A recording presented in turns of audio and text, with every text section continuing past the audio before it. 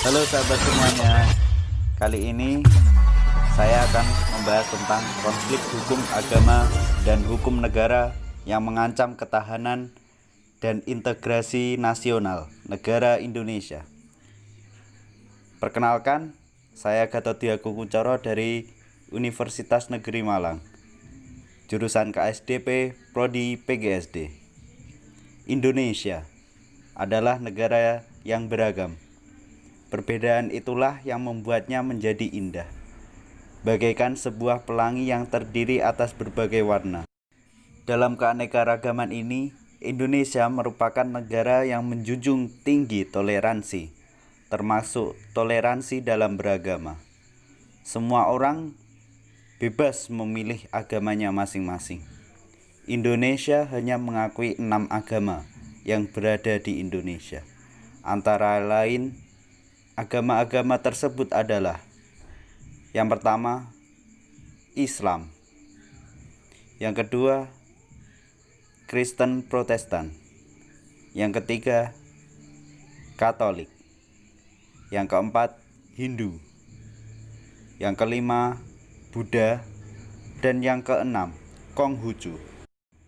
Namun, kali ini kita hanya akan membahas mengenai agama Islam. Jika dibandingkan dengan agama-agama lainnya, agama Islam adalah salah satu agama yang paling banyak memiliki konflik di negara Indonesia ini. Dan sebenarnya konflik tersebut tidak disebabkan oleh adanya perbedaan agama, melainkan karena adanya perbedaan pendapat di dalam agama yang sama, yaitu Islam.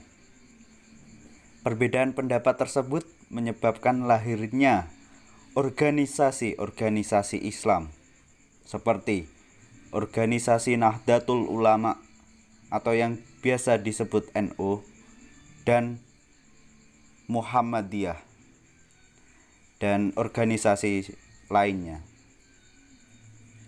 Selain itu, juga banyak organisasi yang telah terinfeksi paham radikalisme. Negara Indonesia juga merupakan negara yang memiliki umat Islam terbesar di dunia. Di samping itu, negara Indonesia adalah negara hukum yang semuanya diatur dalam undang-undang. Dan apabila yang melakukan pelanggaran, maka siapapun yang melanggar akan diberikan sanksi dan dimasukkan dalam penjara. Seperti kasus yang terjadi di beberapa hari yang lalu, seorang tokoh agama dan pemimpin atau pendiri organisasi FPI atau Front Pembela Islam, yaitu Habib Rizik Syihab, yang telah ditangkap polisi karena melanggar protokol kesehatan dan melanggar peraturan undang-undang negara Indonesia. Karena peristiwa itulah ada 6 pengawal Habib Rizik yang ditembak mati oleh polisi.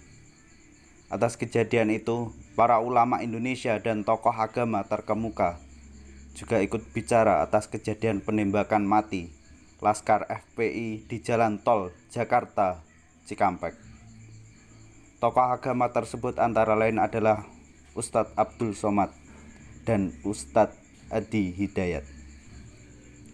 Berikut adalah pendapat dari beliau. Bisa nggak terbayang kata Quran, yang bunuh satu orang beriman saja tanpa alasan yang dibenarkan, satu orang, hati-hati ya, kalau yang masuk neraka kekal di dalamnya dosa apa? Masuk neraka nggak keluar dari neraka, dosa apa? Sekarang kami berikan informasi langsung dari Quran. Ada satu lagi dosa yang siksaannya lebih hebat dibandingkan dosa syirik, lebih hebat, yaitu dosa orang yang membunuh seorang beriman dan dia tidak tobat, siapapun orangnya, termasuk orang Islam. Ya, kalau ada orang membunuh seorang beriman, kemudian wafat dia dan tidak tobat sampai meninggalnya, lihat bagaimana hukumannya. An-Nisa ayat 93.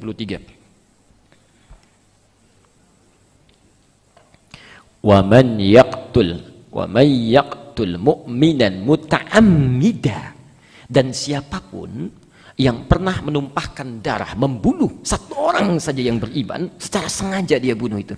Ya, hati-hati. Fajaza'uhu jahannam, maka kami sediakan neraka jahanam untuk orang itu. Langsung jahanam. khalidan fiha, dan kekal di dalamnya, tidak akan keluar. Kekal di dalamnya, tidak akan keluar. Ya. Kalau dia masih hidup, diberi kesempatan tobat. Kalau tidak tobat, wa ghadiballahu alaihi, Allah murka pada orang itu. Wa la'anahu, dilaknat oleh Allah. Ya. Jadi orang-orang ini kalau sudah Allah murka, dilaknat, kemanapun akan singgah dia, tidak akan pernah tentram. Nggak akan tentram. Anda tidak disukai di sini, Anda bisa pindah ke tempat lain. Anda dilarang di sini, Anda bisa pindah ke tempat lain. Tapi kalau Allah yang larang, Allah yang tidak sukai, mau pindah kemana? Mau pindah kemana? Tidak akan bisa. Yang paling hebat, wa'adda lahum azaban azima. Dan di alam kuburnya nanti kami sediakan siksa yang berlipat luar biasa. Dilempar pakai batu seperti ini, sakit tidak? Kalau azima, batunya sebesar ini nih. Tuh, berkali-kali lipat itu. Ya, jadi hati-hati. Ya.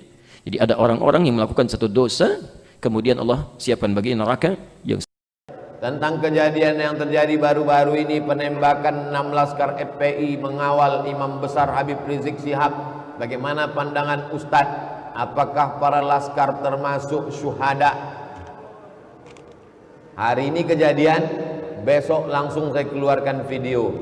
Pertama, man qatala mu'minan, siapa yang membunuh orang beriman muta'ammidan secara sengaja, fajazauhu jahannam, di akhirat neraka jahannam lah tempatnya.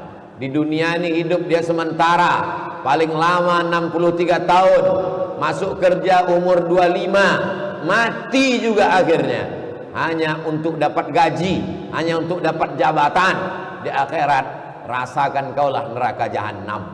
Yang tak percaya masuk neraka, yang percaya pun masuk neraka. Silakan tak percaya, masuk neraka juga kau. Aku tak percaya neraka itu ada.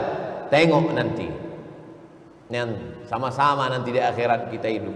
Hai kau yang tak percaya api neraka, kau buatlah sesuka hatimu. Isma syi'ta, hidup sesuka hatimu. Fa innaka mayyit, kau akan mati juga. Itu poin yang pertama.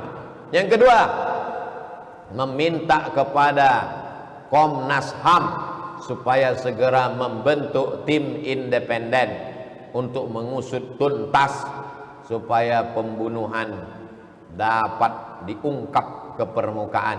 Siapa yang menembak dari jarak dekat, siapa yang menyiksa, membakar, siapa yang mengotopsi tanpa izin keluarga, kenapa perutnya dibelah, kenapa kulitnya biru-biru, kenapa dipukul pakai senjata tumpul. Kau juga akan punya anak, kau juga akan punya keturunan. Bagaimana kalau anakmu yang dikandung istrimu 6 bulan, 9 bulan, 10 hari, dibesarkan dengan tetes air mata? 6 orang itu bukan anak kucing, 6 orang itu manusia, sebaya dengan anak-anak. La yu'minu ahadukum, tak beriman hatta yuhibba li akhih, sampai kau sayang kepada saudaramu. Tak beriman kamu sampai ada rasa saudaramu. Kalau engkau bisa merasakan sakit, berarti kau makhluk hidup. Kalau kau bisa merasakan sakit, berarti kau makhluk hidup. Tapi kalau kau bisa merasakan sakit orang lain, barulah kau disebut manusia. Kalau sekedar sakit, anjing pun merasakan sakit, babi pun merasakan sakit. Tapi kalau kau bisa merasakan sakit orang lain, barulah kau disebut manusia.